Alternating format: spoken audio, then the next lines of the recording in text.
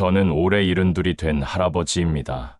오늘 여러분께 제 이야기를 들려드리고 싶어 용기를 냈습니다. 경기도 시골 마을에서 태어나 평생 농사만 지으며 살아왔습니다. 젊었을 적에는 힘든 줄도 모르고 일만 했고, 아이들 키우느라 제 몸이 망가지는 줄도 몰랐습니다. 그러다 보니 이제는 무릎이 성치 않고 계단을 오르내리는 것조차 버겁게 느껴집니다. 아침마다 지팡이를 짚고 일어날 때면 이제는 나도 늙었구나 하는 생각이 절로 듭니다. 요즘 들어 자꾸만 넘어지고 숨이 가빠지니 제가 스스로 짐이 된 건 아닌가 하는 불안감이 마음 한구석을 무겁게 짓누르고 있습니다. 며느리 혜진이가 어느 날 조심스럽게 제게 말을 꺼냈습니다. 이제 혼자 계시는 게 위험해 보인다며 곧 결정을 내려야 할 것 같다고 했습니다.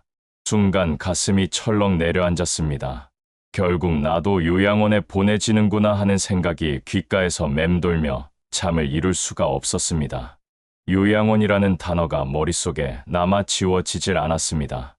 젊었을 땐 그런데 갈 일은 없을 거라 생각했는데 나이 들고 보니 그게 남 얘기가 아니더군요. 병원에서 스쳐들은 의사의 말도 자꾸 떠올랐습니다. 이제 혼자 계시는 건 위험하니 돌봄이 필요하다던 그 말이 계속 제 심장을 후벼 팠습니다. 하지만 오늘은 제가 겪었던 이야기를 들려드리려 합니다. 요양원에 보내지는 줄 알고 마음이 무너졌던 순간들, 그리고 그 뒤에 알게 된 뜻밖의 진실까지 말이죠. 제 이야기가 누군가에게 작은 울림이 되었으면 합니다. 때로는 우리가 생각하는 것과 현실이 얼마나 다른지, 그리고 가족의 사랑이 얼마나 깊은 곳에 숨어 있는지를 보여드리고 싶습니다. 저는 젊었을 때부터 제 삶의 무게를 온전히 가족에게 걸고 살아왔습니다. 20살 무렵 부모님의 뜻에 따라 결혼을 했고, 그때부터 하루하루는 가족을 먹여 살리기 위한 일로 가득했습니다. 농사일은 늘 고단했습니다. 봄이면 새벽 4시부터 일어나 모를 심었고, 여름이면 뜨거운 햇볕 아래서 등이 휘도록 잡초를 뽑으며 땀을 쏟았습니다. 가을이면 허리가 끊어질 듯 아파도 곡식을 거두어야 했고, 겨울이면 얼어붙은 손으로 장작을 패며 추위를 견뎠습니다. 논두렁에 앉아 잠시 쉬어갈 때면 저 멀리 보이는 우리 집 굴뚝에서 피어오르는 연기를 바라보곤 했습니다. 아내가 저녁을 준비하고 있겠구나. 아이들이 배고파할 텐데 빨리 가야겠다는 생각에 다시 일어나 괭이를 들었습니다. 손바닥에 굳은 살이 박히고 어깨가 결리도록 아파도 가족들 얼굴을 떠올리면 힘이 났습니다. 그 모든 수고가 헛되지 않았던 이유는 집안에 웃음이 있었기 때문입니다. 첫 아이가 태어났을 때 느꼈던 벅찬 감정은 아직도 가슴속에 생생합니다.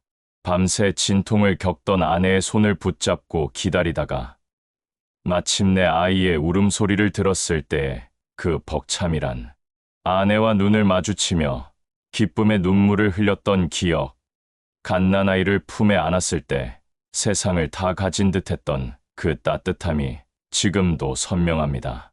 아이는 정말 빠르게 자랐습니다.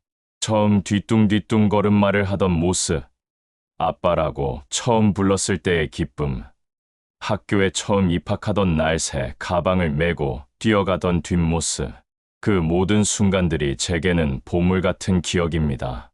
하지만 세월의 무게는 가혹했습니다. 아내가 갑작스럽게 세상을 먼저 떠난 뒤 저는 홀로 그 큰 집을 지키게 되었습니다. 50년을 함께 산 동반자를 잃은 슬픔은 이루 말할 수 없었습니다. 밤마다 빈 침대를 바라보며 눈물을 흘리는 날이 이어졌습니다. 아이들은 제 곁을 떠나 각자의 가정을 꾸렸고 빈집의 적막함이 제 유일한 동무가 되었습니다.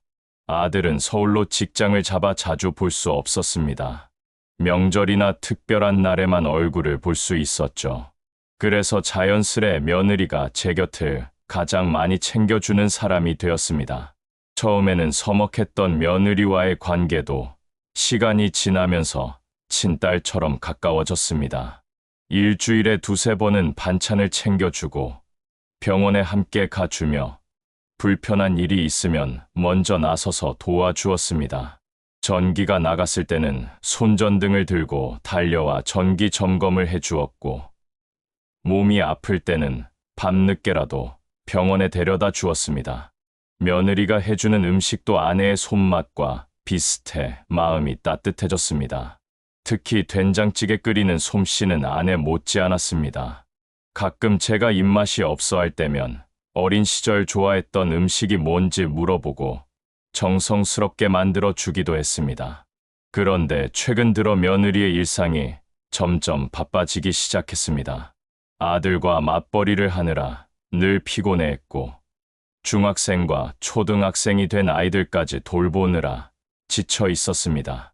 학원 픽업, 숙제 봐주기, 집안일까지 며느리의 하루는 24시간이 모자랄 정도로 빠듯해 보였습니다. 저는 그 모습을 보며 마음이 점점 무거워졌습니다. 내가 이 집의 짐이 되는 건 아닐까 하는 생각이 조금씩 자라나기 시작했습니다. 특히 며느리가 피곤해하는 모습을 볼 때면 괜한 죄책감이 들었습니다. 혹시 내 때문에 더 힘들어하는 건 아닐까? 내가 없다면 이 가족이 더 편할까 하는 생각들이 머릿속을 맴돌았습니다. 그 무렵 정기 건강검진을 받으러 갔던 날이 있었습니다. 혈압과 혈당 수치가 높게 나왔고, 무릎 관절도 많이 안 좋아진 상태였습니다. 의사 선생님이 조심스럽게 말씀하셨습니다. 이제 혼자 계시는 건 위험할 수 있다며, 낙상 위험도 크고 갑작스런 응급 상황에 대처하기 어려우니 돌봄이 필요해 보인다고 하셨습니다. 집으로 돌아오는 버스 안에서 그 말씀이 계속 맴돌았습니다. 돌봄이 필요하다는 말이 결국 요양원에 가야 한다는 뜻처럼 들렸거든요. 창밖으로 지나가는 풍경을 보며 언제까지 이 길을 다닐 수 있을까 하는 생각이 들었습니다. 그로부터 며칠 뒤 운명을 바꾼 그 사건이 일어났습니다. 어느 목요일 저녁이었습니다. 집에 돌아와 식탁 위를 정리하는데 펼쳐진 가계부가 눈에 들어왔습니다. 며느리가 깜빡하고 놓고 간 것 같았습니다. 평소라면 그냥 덮어두었을 텐데 그날따라 왠지 한 장을 넘겨보게 되었습니다. 순간 굵은 글씨가 눈을 붙잡았습니다. 요양원 시설비 월 85만 원이라는 글씨와 함께 식비 20만 원, 간병비 15만 원, 잡비 10만 원 같은 항목까지 꼼꼼히 적혀 있었습니다. 심지어 여러 요양원의 이름과 전화번호까지 메모되어 있었습니다. 머릿속이 하얘졌습니다. 며느리가 며칠 전 계산기를 두드리며 무언가를 열심히 메모하던 모습이 선명하게 떠올랐습니다. 그때 저를 보고 급히 가계부를 덮던 모습, 뭔가 숨기려 하던 그 표정까지. 그때는 무슨 일인지 몰랐는데 이제야 모든 게 맞춰지는 듯했습니다. 이건 나를 요양원에 보내기 위한 준비구나 하는 생각이 들었습니다. 여러 곳을 알아보고 비용까지 계산해둔 걸 보니 이미 결정이 난 일인 것 같았습니다. 그 사실을 깨닫는 순간 제 가슴은 얼어붙었습니다. 가계부를 덮고 방으로 돌아가는 발걸음이 무겁기만 했습니다. 침대에 앉아 창밖을 바라보는데 모든 풍경이 흐릿하게 보였습니다. 이제 나는 이 집에서 나가야 할 때가 된 거구나 하는 결론만을 되뇌게 되었습니다. 그날 밤부터 며느리의 모든 행동이 달리 보이기 시작했습니다. 금요일 아침, 며느리가 전화를 받는 모습을 유심히 지켜봤습니다. 평소와 달리 방 안으로 들어가서 낮은 목소리로 이야기했습니다. 귀를 기울여 들어보려 했지만 문이 닫혀 있어 자세한 내용은 들을 수 없었습니다. 다만 본인은 아직 모르세요라는 말이 들린 것 같아 제 심장을 쿵쾅거리게 했습니다. 본인은 모른다고? 나를 두고 하는 말이구나. 역시 요양원에 보내려고 하는 거구나 하는 생각이 확신으로 굳어갔습니다. 며느리는 또 아들과도 자주 전화했습니다. 평소보다 훨씬 길고 진지한 대화를 나누는 것 같았습니다.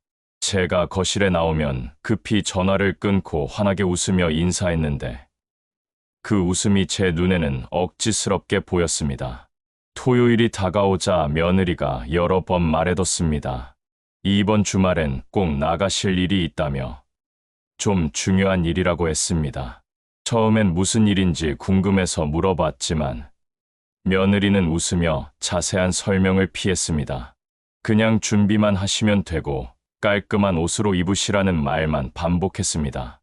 그 대답은 제게 안심이 아니라 더 큰 의심만을 남겼습니다.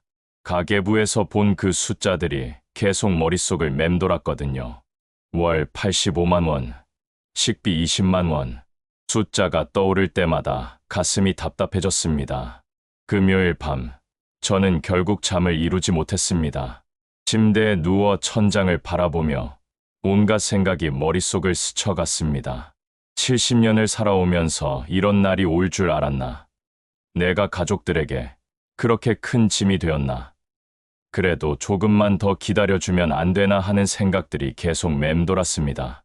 새벽까지 뒤척이다가 겨우 잠이 들었는데 꿈속에서도 하얀 병원복을 입은 사람들이 저를 데려가려 하는 악몽을 꿨습니다. 꿈에서 저는 필사적으로 도망치려 했지만 다리에 힘이 들어가지 않아 제자리에서 맴돌기만 했습니다. 토요일 아침이 밝았습니다. 평소보다 일찍 잠에서 깼지만 눈꺼풀이 무겁고 가슴은 답답했습니다. 혹시 오늘이 이 집에서 보내는 마지막 날일지도 모른다는 생각이 들었습니다. 욕실에서 세수를 하며 거울을 봤습니다. 거울 속 제 모습이 초라해 보였습니다. 깊게 패인 주름, 움푹 들어간 볼, 힘없이 처진 어깨. 이런 모습이니까 짐이 되는 거지 하는 생각이 들었습니다. 옷장을 열어 평소보다 더 깔끔한 셔츠와 바지를 꺼내 입었습니다. 거울 앞에서 넥타이를 매는 손이 덜덜 떨렸습니다. 이 차림이 내 마지막 외출 차림이 되는 건 아닐까 하는 두려움이 온몸을 짓눌렀습니다. 화장실에서 면도를 하는데 손이 떨려서 제대로 되지 않았습니다. 면도날에 손가락을 베기도 했지만 아픈 줄도 몰랐습니다. 현관 앞에 나서니 며느리가 환하게 웃으며 준비 다 되었냐고 물었습니다. 오늘은 날씨가 참 좋아서 기분 좋은 하루가 될 것 같다고 했습니다. 그 말이 제게는 더욱 불안감만 키웠습니다. 왜 이렇게 밝게 웃는 걸까? 정말 기분 좋은 하루가 될 거라고 생각하는 걸까? 아니면 저를 안심시키려고 일부러 그러는 걸까 하는 의심이 들었습니다. 차에 오르자 며느리는 평소와 달리 제게 뒷자리에 앉으라고 했습니다. 오늘은 뒤에 앉으시면 더 편하실 거라고 했습니다. 저는 조수석에 앉기도 두려웠기 때문에 순순히 뒷자리로 갔습니다. 창밖을 바라보며 마음을 다잡으려 했지만 손바닥에는 식은땀이 흘렀습니다. 차가 움직이자 익숙한 동네 풍경이 스쳐 지나갔습니다. 제가 늘 산책하던 공원에서는 어린아이들이 뛰어놀고 있었습니다. 자주 가던 슈퍼마켓 앞에서는 아주머니들이 장을 보고 있었고, 오래된 이발소에서는 아저씨 한 분이 머리를 자르고 있었습니다. 모든 것이 평상시와 다름없이 평화로워 보였지만, 제게는 마지막 작별 인사를 하는 것처럼 느껴졌습니다. 다시는 못 볼 수도 있겠구나 하는 생각에 마음속으로 하나하나 안녕을 고했습니다.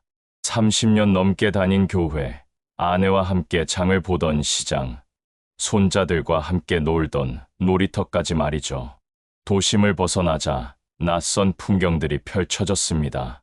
그런데 이상하게도 커다란 간판들 중 유독 제 눈에 들어오는 것은 효성요양원, 실버케어센터, 노인 전문 병원 같은 글씨들이었습니다. 평소라면 그냥 지나쳤을 간판들이 오늘은 마치 저를 부르는 것 같았습니다. 간판 하나하나가 제게는 날카로운 화살처럼 꽂혔습니다. 역시 내 예상이 맞았구나. 나를 저런 곳으로 보내려는 거구나 하는 생각이 확신으로 굳어갔습니다. 더 이상 참을 수 없어 조심스럽게 물었습니다. 혜진아, 우리는 지금 어디로 가는 거냐? 하지만 며느리는 조금만 더 가면 도착해요. 아버님이라며 짧게 대답했습니다. 그 말이 오히려 제 의심을 확신으로 바꿔버렸습니다. 왜 정확한 목적지를 말해주지 않는 걸까? 말하기 어려운 곳이기 때문 아닐까 하는 생각이 들었습니다. 차 안의 공기는 점점 더 무겁게 가라앉았습니다. 저는 더 이상 견디지 못하고 떨리는 목소리로 솔직히 말해달라고 했습니다. 너희들, 나를 요양원에 보내려는 거 아니냐? 제 말에 며느리는 당황한 듯 핸들을 움켜쥔 손에 힘을 주었습니다. 차가 살짝 흔들렸습니다. 아버님, 그게 아니에요. 제발 조금만 기다려 보세요. 라고 했지만 그 순간 며칠 전 가계부에서 본 글씨가 또렷하게 떠올랐습니다. 요양원 시설비 월 85만 원. 그 숫자가 제 머릿속에서 쉴 새 없이 맴돌았습니다. 저는 결국 목소리를 높였습니다. 며칠 전 내가 가계부에 적어둔 거 다 봤다. 요양원 시설비, 간병비 다 계산하고 있었잖아. 이제 와서 아니라고? 나를 바보로 아냐? 차 안은 순식간에 얼어붙었습니다. 제 손은 지팡이를 꽉 움켜쥐고 있었고 눈가에는 뜨거운 것이 맺혔습니다. 70평생 이렇게 모멸감을 느껴본 적이 없었습니다. 내가 이 집에서 그토록 희생하며 살아왔는데 결국 이렇게 버려지는구나 하는 생각이 들었습니다. 분노와 서러움이 한꺼번에 치밀어 올랐습니다. 저는 차창 밖으로 보이는 간판들을 손가락으로 가리키며 소리쳤습니다. 봐라, 저기 다 요양원이잖아. 나를 거기다 두고 오려는 거지. 70년을 살아온 사람을 짐처럼 버리려는 거 아니냐. 제 목소리는 떨렸고 차 안은 정적 속에 휩싸였습니다. 며느리의 눈가에도 눈물이 맺히는 것 같았지만 저는 더 이상 그 표정을 바라볼 마음조차 없었습니다. 이대로는 못 가겠다. 차를 세워라. 나는 요양원에 들어가지 않겠다. 제 말은 단호했습니다. 지팡이를 바닥에 내리치며 절규했을 때 순간 차가 덜컥 멈추더니 뒤에서 경적 소리가 이어졌습니다. 뒤따르던 차량들이 클락션을 울려대며 짜증을 내고 있었습니다.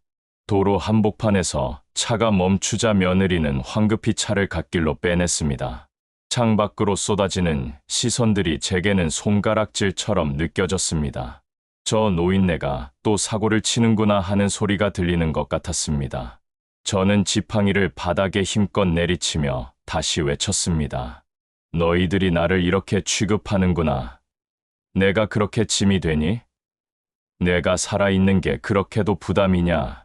목소리가 점점 커지자 며느리는 고개를 숙이고 흐느끼기 시작했습니다. 아버님, 제발 오해하지 마세요. 정말 그게 아니에요. 하지만 그녀의 말은 제 귀에 들어오지 않았습니다. 이미 제 머릿속에는 모든 것이 하나로 이어져 있었거든요. 가계부의 글씨, 요양원 간판, 의사의 말, 며느리의 수상한 행동들까지 모든 것이 말이죠. 저는 참은 손잡이를 잡았습니다. 내려야겠다. 더 이상은 못 가겠다. 손에 힘을 주어 문을 열려 했지만 며느리는 황급히 도어락 버튼을 눌렀습니다. 아버님, 안 돼요. 지금은 도로 한복판이에요. 너무 위험해요. 그녀의 목소리는 간절했지만 저는 이미 한계를 넘어선 상태였습니다. 심장이 미친 듯이 뛰고 숨이 가빠왔습니다. 차라리 여기서 죽는 게 낫다. 요양원 같은 데엔 절대 안 간다. 그 말이 입에서 터져 나오자 며느리는 손으로 얼굴을 감싸며 목 놓아 울기 시작했습니다. 교통은 정체됐고 지나가는 사람들의 시선이 차를 향했습니다. 몇몇은 휴대폰을 꺼내 사진을 찍기도 했습니다. 그 모든 상황이 제게는 모멸처럼 느껴졌습니다. 이 나이에 길거리에서 이렇게 소란을 피우며 버려지는구나 하는 자괴감이 가슴을 짓눌렀습니다. 결국 며느리는 차를 다시 출발시켰습니다. 하지만 제 마음은 이미 닫혀 있었습니다. 창밖 풍경은 눈에 들어오지 않았고 머릿속은 버려진다는 생각으로 가득했습니다. 한참을 달린 끝에 차가 멈췄습니다. 눈앞에 서 있는 건물이 제 눈에는 커다란 감옥처럼 보였습니다. 입구 옆에는 간판이 서 있었고 그 글씨가 제 가슴을 찌르는 칼처럼 느껴졌습니다. 무릎에 힘이 빠져 지팡이에 몸을 의지할 수밖에 없었습니다. 70년을 살아오며 별의별 고난을 다 겪었지만 이 순간만큼 서러웠던 적은 없었습니다. 현관 앞에서 문이 자동으로 열리자 예상했던 소독약 냄새가 이상했습니다. 소독약 냄새 대신 달콤한 케이크 향이 코끝을 스쳤습니다. 뭔가 이상하다는 생각이 든 순간이었습니다. 현관을 지나 안으로 들어섰을 때 제 귀에는 환호성과 함께 폭죽 터지는 소리가 들렸습니다. 눈앞의 복도가 환하게 밝아지며 화려한 장식들이 드러났습니다. 순간 저는 눈을 의심했습니다. 이게 뭐지? 제가 들어간 곳은 요양원이 아니라 온 가족이 준비한 잔치장이었습니다. 벽면에는 커다란 현수막이 걸려 있었습니다. 사랑하는 아버님 칠순을 축하합니다라는 금빛 글씨가 반짝이며 제 시선을 붙잡았습니다. 테이블 위에는 정성스럽게 준비된 음식과 케이크가 가득 차 있었고 형형색색의 풍선과 꽃다발이 공간을 가득 채우고 있었습니다. 그제야 알았습니다. 모든 것이 오해였고 오늘은 저를 위한 깜짝 잔치였다는 사실을 말이죠. 그 순간 손자와 손녀가 꽃다발을 들고 달려와 제 품에 안겼습니다. 할아버지, 축하드려요. 아이들의 맑은 목소리를 듣는 순간 제 눈에서는 눈물이 터져 나왔습니다. 가슴 깊은 곳에 쌓였던 두려움과 서러움이 한꺼번에 무너져 내렸습니다. 나는 버려진 게 아니었구나. 나는 여전히 이 가족의 소중한 한 부분이구나. 아들은 숨을 헐떡이며 달려와 제 손을 붙잡았습니다. 아버지, 죄송해요.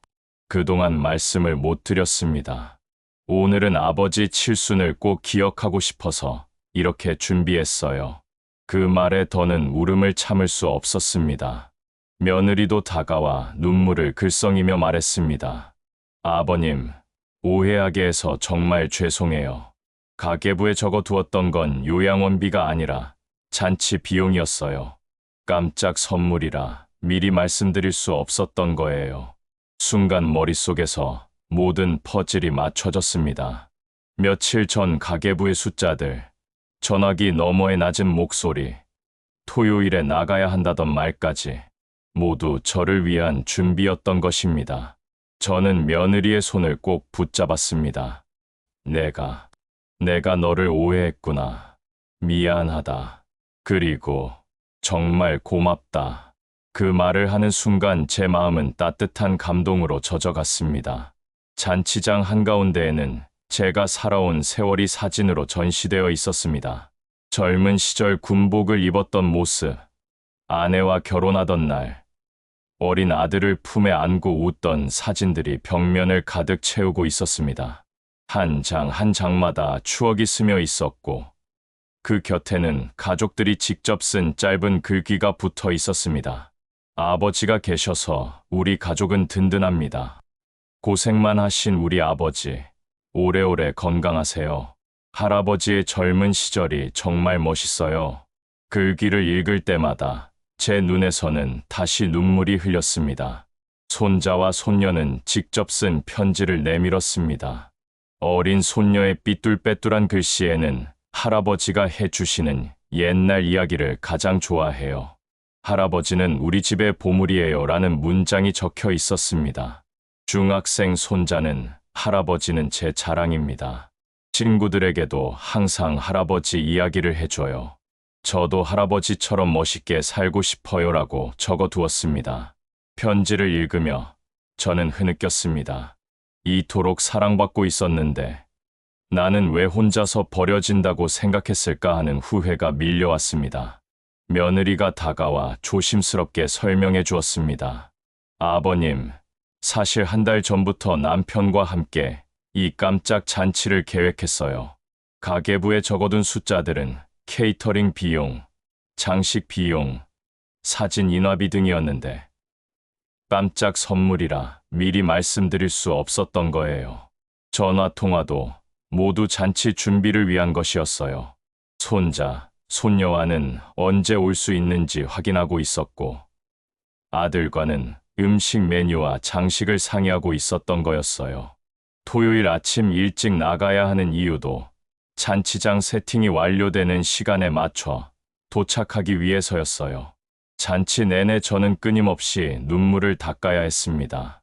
그러나 그 눈물은 더 이상 두려움의 눈물이 아니었습니다. 가슴을 뜨겁게 적시는 감사의 눈물이었습니다. 가족들이 준비한 특별한 순서들이 계속 이어졌습니다. 손자는 할아버지를 위해 직접 시를 써서 낭송해 주었습니다. 우리 할아버지는 영웅이에요. 추운 겨울에도 뜨거운 여름에도 가족을 위해 일하셨어요. 할아버지의 손은 거칠지만 그 손길은 세상에서 가장 따뜻해요. 손자의 시를 들으며 저는 또 울었습니다.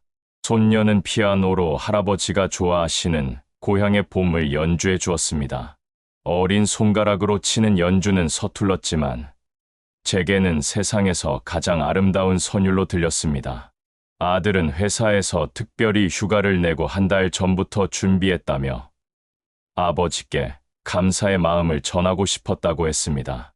아버지께서 저희를 키우시느라 얼마나 고생하셨는지 이제 나이가 들어서야 조금씩 알게 되었어요. 늦었지만 이렇게라도 감사 인사를 드리고 싶었어요. 케이크에 촛불을 켜고 소원을 빌라고 했을 때 저는 간절히 빌었습니다. 이 가족과 오래오래 함께 있을 수 있게 해달라고.